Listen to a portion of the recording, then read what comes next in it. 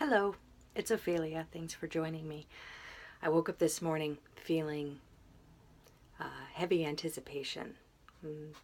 Not entirely sure why, just energized, I guess. And I thought today would be a great day to do an energy video explaining energy and how it works, at least touching on it. It's definitely not going to be an all-encompassing video. But I woke up this morning, I guess, fully charged. So I wanted to share what that feels like to me and how I would use that in spell work, because today'd be a perfect day for it for me. Anyways, so what energy feels like to me depends on the energy. Today I'm experiencing a surge of powerful energy, very strong, and I have a tendency to feel it personally in my core. And what I experience when I'm feeling that energy is my core buzzes. It's a difficult to explain. I've tried to explain it before, but it's as if there's a rod that runs through the center of my body. My cat is going to start moving stuff around. A rod that moves to the center of my body. It sits in the center of my body. And when I'm, I guess for a lack of a better term, channeling energy, it buzzes. It feels like a tuning fork or a vibration, and it buzzes, and I feel very energetic, almost like I can't sit still. Today is one of those days. Additionally, my heart, I feel like my heart has palpitations. It's not, if I were to take my pulse, I might feel a few palpitations here and there, but nothing abnormal. What it feels like is consistently somebody's, it's as if they're blowing bubbles and they're popping inside my chest cavity. Pop, pop, pop, pop, pop, pop, pop. So it's a pretty strong experience. When I began really feeling this several years ago, it scared me. And then, of course, fear caused a surge of adrenaline, which turned into anxiety and a racing heart and all of this stuff. Anyways, I ended up in the doctor's office when they did examine me and found out that I'm perfectly healthy. There's absolutely nothing wrong with me.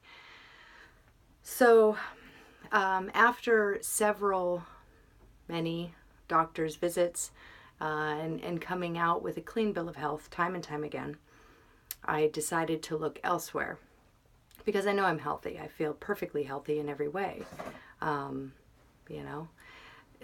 So I started looking elsewhere, and I found that the energy that I have been able to channel or harness has increased.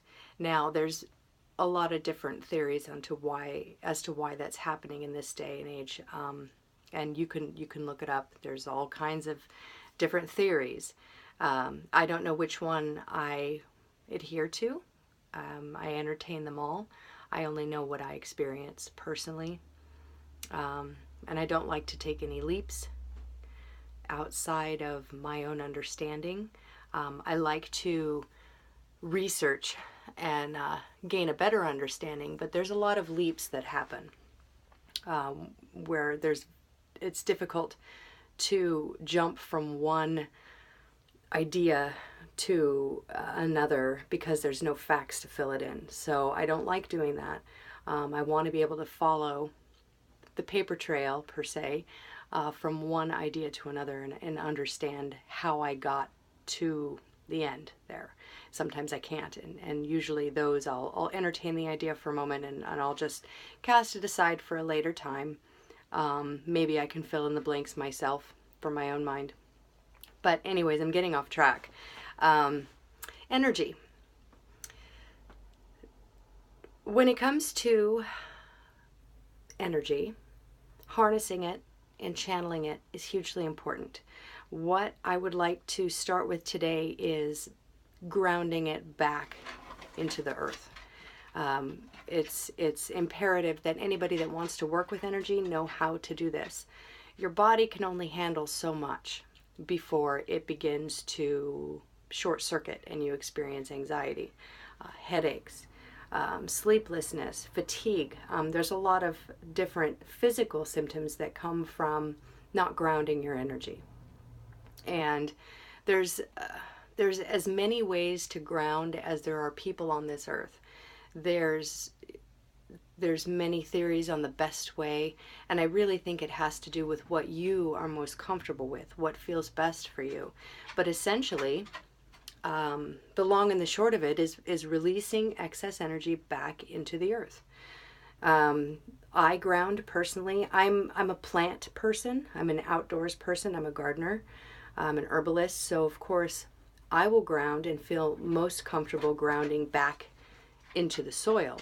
So what I'll do, if the weather allows, is I'll go outside and I'll walk around with no shoes on, or I'll get on my hands and knees and I'll put my hands in the dirt and I'll do some gardening. Now, the simple act of doing these things will improve your situation. That energy will automatically begin to dissipate into the soil. But to speed that up and to make it more complete, you need to add your intention to it. So what I would do is imagine my core. Imagine the energy that's buzzing around, spiraling in that core, making it vibrate. I imagine that energy coming out of my hands and my feet and going back into the earth. And visualizing that, what it looks like to me are the little blue sparks that you see coming out of a Tesla coil or inside one of those. They have them in specialty shops. They're glass globes with a mini coil in the center and sends out electricity to the outside of the globe, and you see it moving around. To me, that's what energy looks like inside my body. So what I will do is I'll have that release back into the earth. Gardening, walking around without shoes on, laying down on the grass and just staring up at the sky and with the intent of releasing excess back into the earth is huge. Works very well for me. Some people like to sit and meditate, close their eyes and relax, and they imagine tree roots growing from the bottoms of their feet or from their sacral chakra. And they imagine those roots going to the earth and wrapping around the core of the earth and draining excess energy at the same time, pulling new loving energy back up into their body. That works as well. Bathing, water is a huge conductor of energy.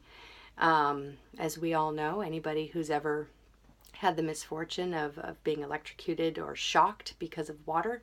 Electrocution is such a huge thing, but mini shocks. Water's a huge conductor. In the wintertime, like right now when it's super cold, and I just can't seem to get to the soil because it's covered with frozen water, ice, I'll take a nice hot bath and I mix in different herbs depending on what I'm needing at the time. Epsom salts and some pink Himalayan sea salt.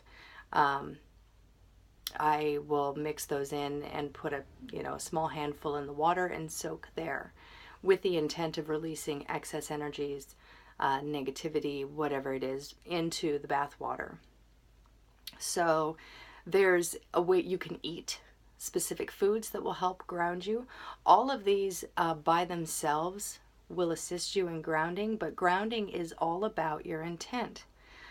You can ground yourself by simply willing it, focusing on it. Your intent is to release excess energy in a healthy way. You're not screaming through the house and throwing things and slamming doors. That's not grounding by any stretch of the imagination. A lot of people might think that I had somebody mention that to me. Well, releasing energy, isn't that like what a 5-year-old does when they're screaming through the grocery store? I was like, no. That's not what that means. So the simple intent of releasing, your intent of releasing excess energy will assist you in doing just that. Sometimes it does help to do physical things to back up that intent. Bathing, swimming,